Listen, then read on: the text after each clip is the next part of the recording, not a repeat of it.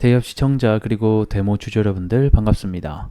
데모와 관련해서 여러분들이 투자하시면서 알아야 되는 중요한 이슈와 주가 영향을 미칠 만한 요소들 하나하나 전달해 드리는 멘토 이진욱입니다.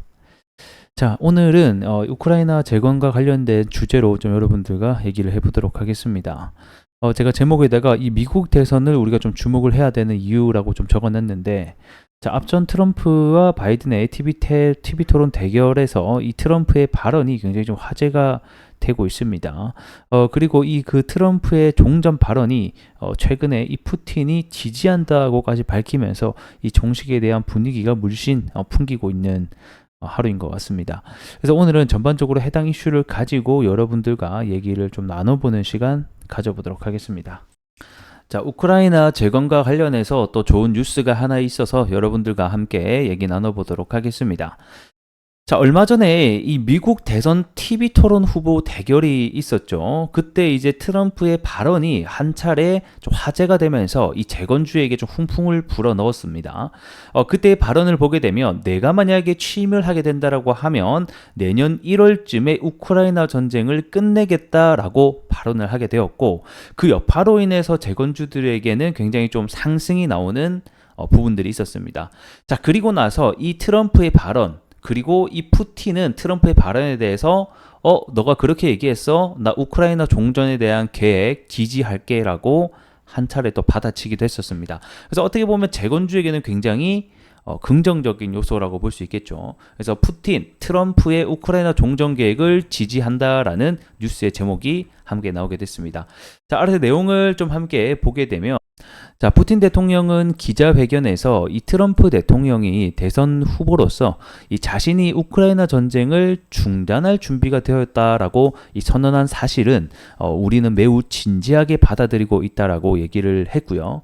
하지만 이 트럼프가 이것에 대해서 아직까지 구체적으로 어떻게 계획할지에 대한 세부 사항에 대해서는 잘 모른다. 하지만 그가 진심으로 바라는 이 종전에 대한 것은 전혀 의심하지 않으며 이 종전 계획을 지지한다라고 얘기를 했습니다.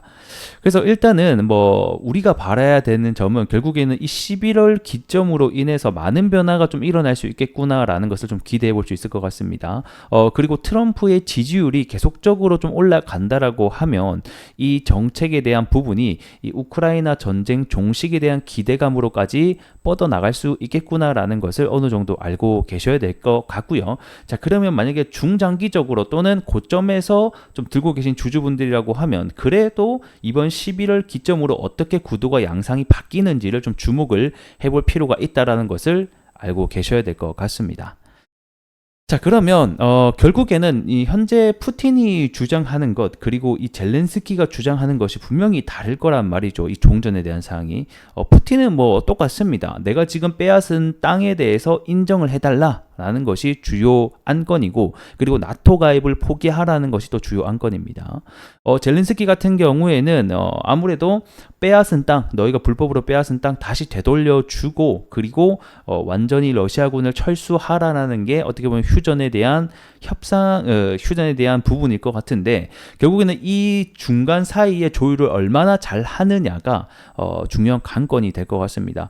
앞으로 이 TV 토론, 그리고 이 미국 대선 일정, 그리고 이 대선이 끝나고 난 이후까지 이 트럼프가 어떤 식으로 세부 계획을 짜 나가냐가 또 중요한 키가 될 수 있으니 이러한 부분을 우리가 반드시 알고 계셔야 될 것 같습니다. 자, 그리고 마지막으로 또 일정을 하나 보게 되면 최근에 이 젤렌스키의 발언도 좀 화제가 되고 있죠. 자, 젤렌스키 전쟁이 지쳤냐, 몇 개월 내에 종전을 위한 종합계획을 마련하겠다. 자, 지금 현재 이 싸움을 하고 있는 당사자들도 이 전쟁이 오랫동안 3년 넘게 지속되다 보니까 이제는 더 이상 피를 흘리지 않기 위한 방안들을 점점점 구도를 해 나가고 있다라는 겁니다.